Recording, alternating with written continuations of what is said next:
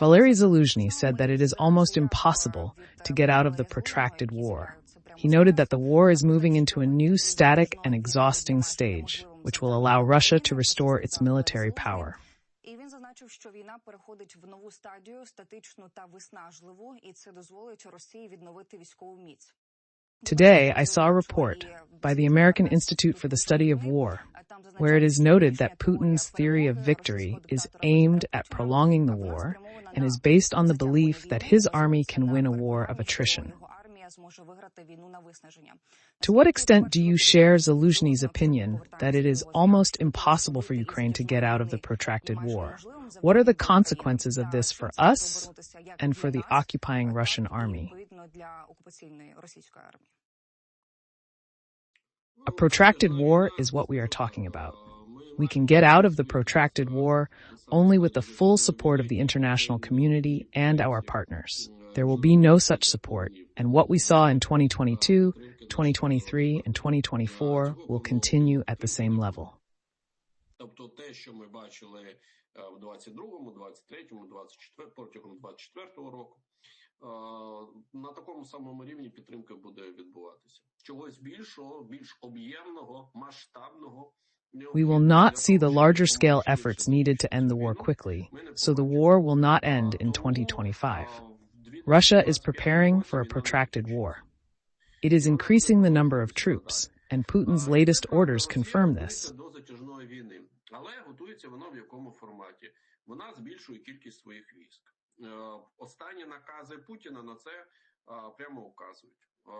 Він збільшив кількість армії до 1,5 мільйони. The army has grown to 1.5 million, and the number of conscripts during the draft has reached 133,000. This does not take into account the mobilized, who number about 35 to 40,000 every month. Не враховуючи те, що кожного місяця приблизно в середньому 35-40 тисяч моб-система Росії надає мобілізованих. Все це ми повинні якось комплексно розглядати. It should be borne in mind that about 15 to 20% of conscripts can sign a contract with the Ministry of Defense. So in 2025, Russia will rely on human resources. Потенціальні підписанти контрактів з Міністерством оборони. От з цього і виходимо, що Росія в 25-му році взагалі буде мати основний намір воювати людським ресурсом. Окрім цього, постійний рекрутинг. Russia also recruits in other countries, including Central Asia, Africa, and Latin America. Навіть Латинської Америки. Зараз багато хто говорить про північно-корейських вже військових. Тобто Росія продовжує пошук людського ресурсу для того, щоб мати його достатньо, щоб пройти 2025 рік. Чому? There are references to the North Korean military, and this indicates that it is looking for human resources to continue the war. It lacks equipment such as tanks and armored vehicles. The situation with air defense is critical. Спостерігаємо. Вона виснажується. Їй не вистачає танків, їй не вистачає бойових броньованих машин, їй не вистачає самохідних артилерійських установок. В неї критична ситуація з протиповітряною обороною, комплексами і деякою іншою номенклатурою. Отже, So we should not hope for a quick end to the war. It is impossible. Alexander, you mentioned North Korea.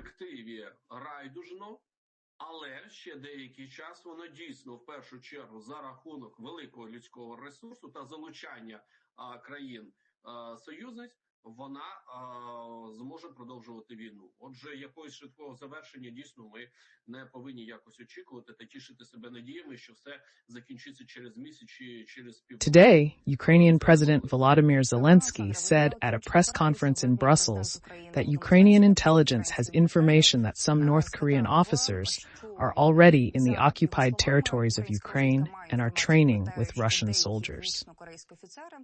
Вже були направлені на українські території, окуповані Росією і тренуються разом із російськими солдатами. The president of Ukraine noted, він сказав наступне: "Я не знаю, яка кількість офіцерів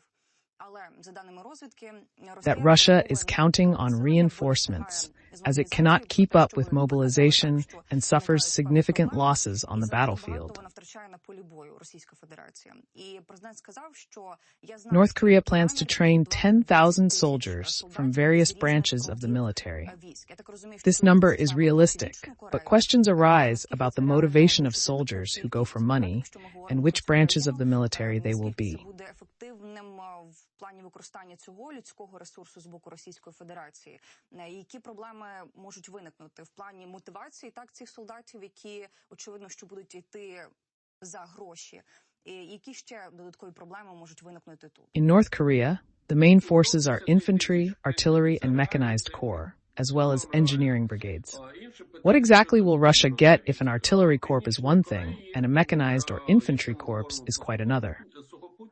Війська, то основні це піхотний корпус, це піхотні корпуса, артилерійські корпуса, механізовані корпуса і інженерні бригади. Тобто, що саме отримала Росія?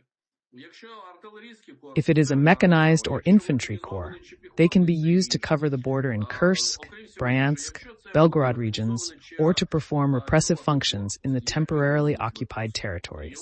Використати для прикриття кордону в Курській, Брянській, Білгородській області. Їх можуть використати на тимчасово окупованих територіях для виконання репресивних функцій.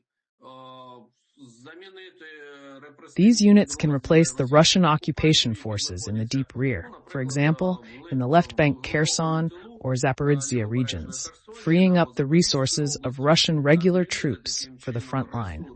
Their function will be repressive, meaning that North Korean units will control the local population.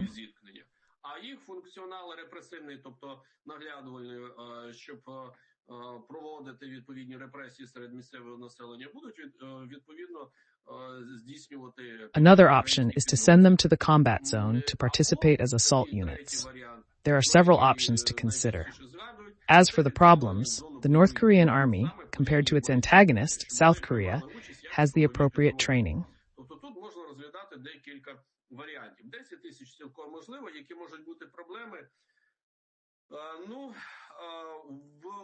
Північно-корейська армія з одного боку, якщо ми порівнюємо з This is not to say that their units are not experienced, but their physical capabilities and endurance are completely different. There are problems with orientation in unfamiliar terrain, and most importantly, the language barrier. Але з іншого боку, зовсім інші фізичні можливості, зовсім інша фізична витривалість. Це проблематика орієнтації на місцевості, незнайома місцевість, і це найголовніше – мовний бар'єр. If we are talking about assault units, they must be in constant interaction and communication with units of other branches of the military and neighboring units that are performing the relevant actions. This is likely to happen at the level of officer command. However, communication can be a bit slow, and in general, when it comes to assault operations, communication is not good. Скажімо так, трохи вона буде гальмувати. У російських підрозділів, в принципі... Recently, we even observed a Russian APC-82 trying to drive up to our two tanks in the Kursk region, mistaking them for their own. This raises the question of communication and interaction, because problems with communication remain. Therefore, I do not think this will improve the situation of North Korean units that will be on the front line. Що там з взаємодією, що з зв'язком. А з цим проблема як була, так і залишається. They can play the role of a temporary situational plug in some part of the front line. Mr. Oleksandr, let's talk about our human resources, based on the statement of former Chief of Staff Valeriy Zaluzhnyi. He said, if it is necessary to call up women to save Europe from war, we will probably do it.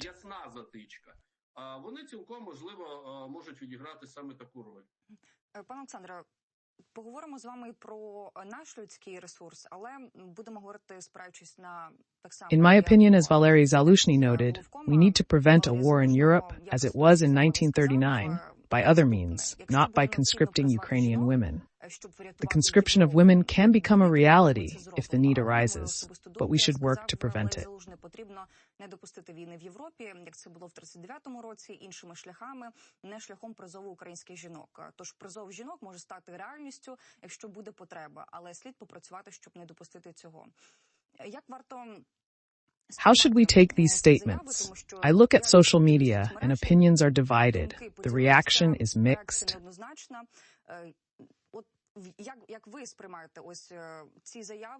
How do you perceive these statements, since it is obvious that they are intended for our Western partners to understand the critical situation?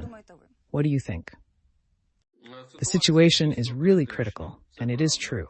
Again, I repeat, in 2025, Ukraine will face the problem of Russia's supersized, hypertrophied human resource. Russia will mainly fight with its human resources.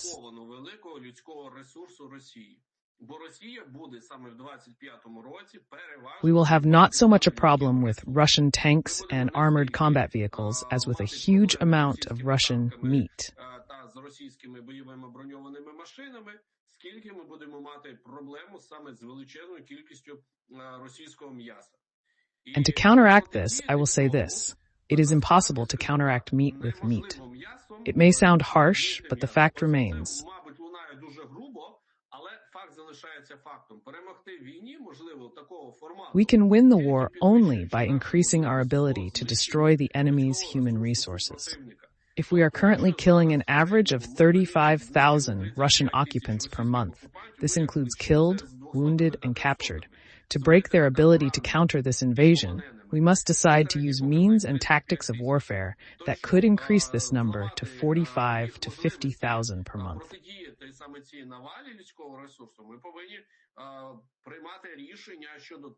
In this way, we will be able to stop the Russian offensive. As for the mobilization of women, we are not talking about assault units.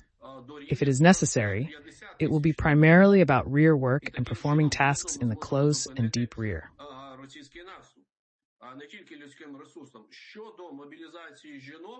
То тут не йдеться про штурмові підрозділи і так далі і тому подібне. Якщо для цього буде необхідність, то це в першу чергу для тилової роботи та іншого. No one will send women into assault operations. Very often I hear comparisons to the IDF, because in Israel there is military service for women. But I have one simple question for all the adherents of the Israeli system. Have you and I seen the many operations of the IDF? Є військова повинність, а також і для жінок. Це всі дуже добре знають. Але у мене просте одне питання усіх цих адептів ізраїльської системи. Ми з вами бачили in Palestine, Gaza, and now Lebanon. По території Палестини, сектору Газу, зараз це в Ливані. Question, how often did you see women in assault units, and in general in the main combat units? В основних бойових підрозділів жінок. The IDF does not send women. It uses them for advertising and PR, but women do not take part in active combat operations. The recent events of 2023-2024, such as the operations in the Gaza Strip and Lebanon, confirm that one thing is on TV and another is in reality. However, it is necessary to mobilize women's potential to perform the relevant functions. Хоча, знову ж таки, для виконання відповідного функціоналу в тилу, безумовно, необхідно буде мобілізувати відповідний жіночий потенціал. Oleksandr, thank you. Ви розібрали. Дякую за ваші відповіді. Тепер перейдемо до більш приємних новин. Before the meeting of NATO defense ministers in Brussels, Dutch Defense Minister Brekelmans said that Ukraine could use the F-16 fighter jets provided by the Netherlands in Russia. This is permitted in Russian airspace, but it is important to understand that using these aircraft is one thing, but the question is what kind of weapons. Це одне, але запитання інше, якою зброєю. Якщо нам досі не надали дозвіл так на використання, до прикладу, ударів вглиб Російської Федерації, і тут я прошу If we have not yet been granted permission to launch strikes deep into the Russian Federation, then I ask you to clarify these words. We cannot fly F-16s into the territory of the Russian Federation because of air defense and many other nuances. What did Ruben Brekelmans, the Dutch Minister of Defense, mean?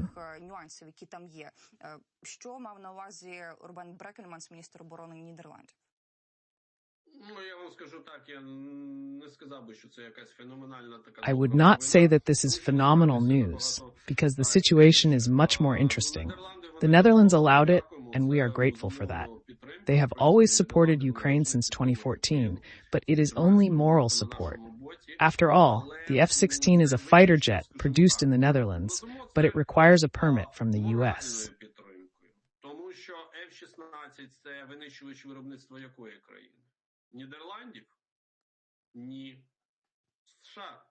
Not to mention the range of weapons that can be used on the territory of the Russian Federation as part of the F-16. Permission is needed from the United States to use F-16s to strike Russian territory, even from Ukrainian airspace.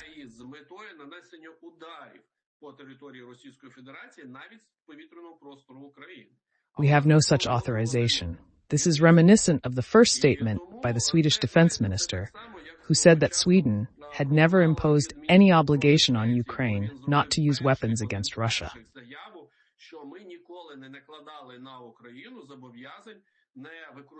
Then everyone was excited, hoping to use Swedish funds.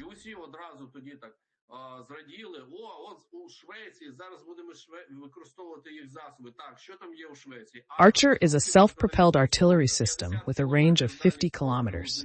It destroys objects, but what ammunition does it use? These munitions are produced by the United States and the United Kingdom.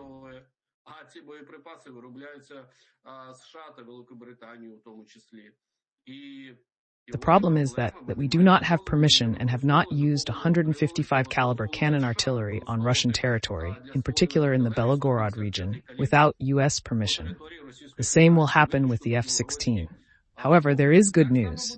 Australia will give Ukraine 49 M1A1 Abrams tanks.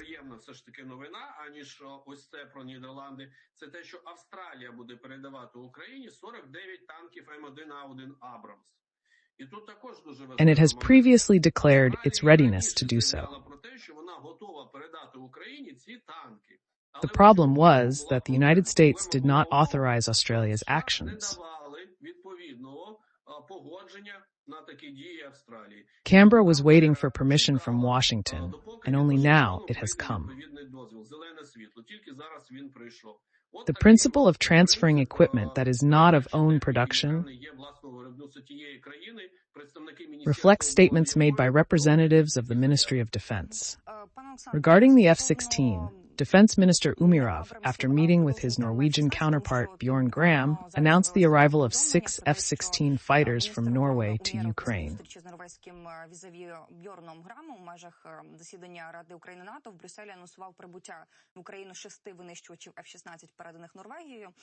Today, the Wall Street Journal reported that Ukraine is unlikely to have a full squadron of F-16s by the end of this year. Ukraine is likely to receive the number of aircraft by spring or summer next year. According to the publication, the United States is reorienting its training of Ukrainian F-16 pilots from experienced pilots to junior cadets. If this decision is correct, it could push back the deadline for a full squadron by many months. Remind me how many aircraft are in the squadron. About 12, if I'm not mistaken. We have already received F-16s this year and have seen them in action.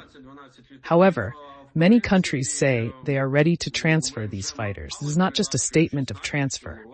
Let's imagine that Ukraine is to receive 50 or 100 planes, and the training of pilots for this number has begun even before these statements. Just like with Mirage 2000, which we recently heard about, the pilots started preparing much earlier. This information is not surprising, although there has been no mention of preparations for Mirage 2000.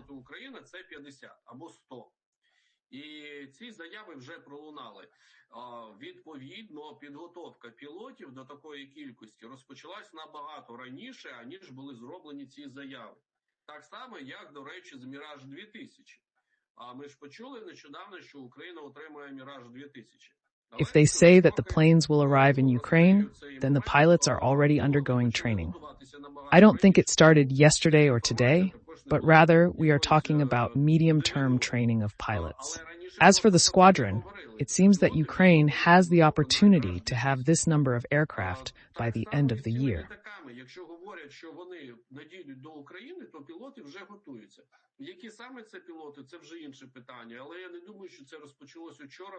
But again, until we get a sufficient range of weapons that will allow them to be fully utilized, it is impossible to talk about the effectiveness of a squadron or hundreds of aircraft. Але ось щодо ескадрилії, здається, все ж таки в Україні є можливість до кінця року, щоб у нас була саме така кількість. Хоча, знову ж таки, ескадрилля, 2 ескадрилі, 3 ескадрилі, да хоч там 100 літаків. Доки ми не будемо мати до цих літаків достатньо номенклатури... Support for aviation, long-range radar reconnaissance, and surveillance is also important.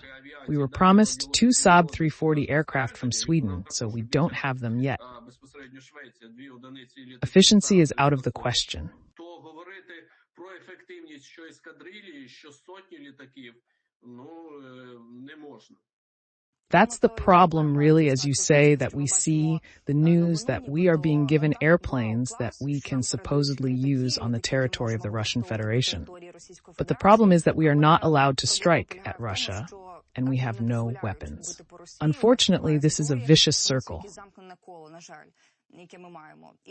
Regarding what the journal wrote, U.S. officials explained that the decision was made due to a lack of experienced Ukrainian pilots and language skills. Some officials also claim that younger cadets would be more open to Western training. But again, this is based on information from the Wall Street Journal. Інформацію від цього видання The Wall Street Journal. Пане Олександре, ще про літаки, але про транспортний літак, який прилетів до Білорусі. More about airplanes. Russia has sent an AN-124 transport plane to Belarus for the first time in a year and a half. This was reported by the Belarusian District Monitoring Group.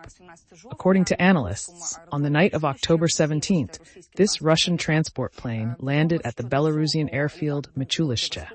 It is known that before that, the plane was in Vladivostok and Ulyanovsk.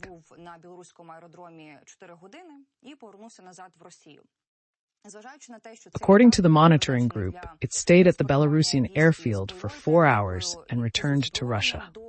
This aircraft is designed to transport troops with military equipment and weapons to the combat zone or to reinforce airborne assaults. It's important to note that this is not the first case. We recently heard about MiG-31s flying into Belarus. Now we see that this transport plane has arrived.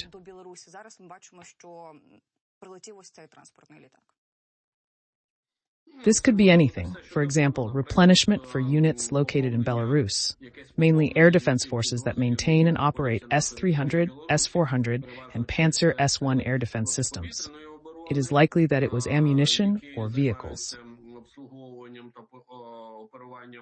Комплексів ЗРК С-300, С-400 та ЗРК Panzer S-1.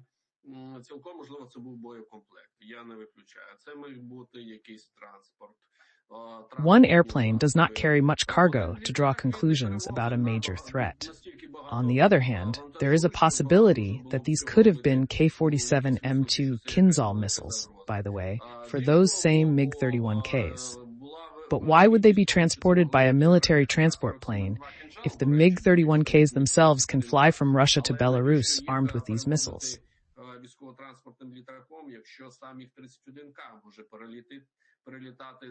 It can also be done by land transport in a less visible way, so I wouldn't say it's a big threat. But such flights are really worth tracking and observing to understand what exactly is going on there. Тому, я б не казав, що з цього буде якась велика загроза, але в принципі, такі польоти треба дійсно відстежувати і спостерігати, а що саме там відбувається. Alexander, about the airplanes. Defense Express reports on the U.S. intention to modernize the Kecskemét Air Base in Hungary, which is used by NATO missions and the Hungarian Air Force. Кічкемет в Угорщині, яка наразі використовується в рамках різних місій НАТО і котру активно використовують самі ж угорські військово-повітряні сили. After modernization, the Kichkimet airfield may become a permanent base for U.S. tactical aircraft and military transport aircraft. Defense Express notes that the United States has not deployed its aircraft to Hungary on a permanent basis before. In addition, the British publication The Graph reports that the United States may deploy nuclear weapons in Hungary. What do you think about this?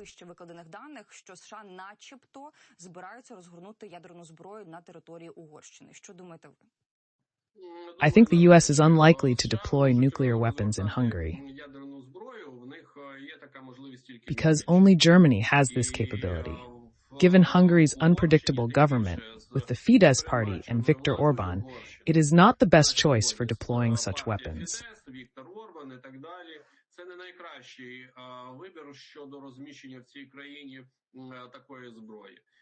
Poland has repeatedly offered to deploy American nuclear weapons on its territory. Було розміщено американську ядерну зброю.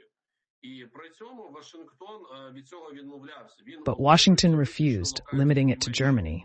So I doubt that these weapons could be deployed in Hungary. Тому, що це може бути на території Угорщини, у мене великі сумніви.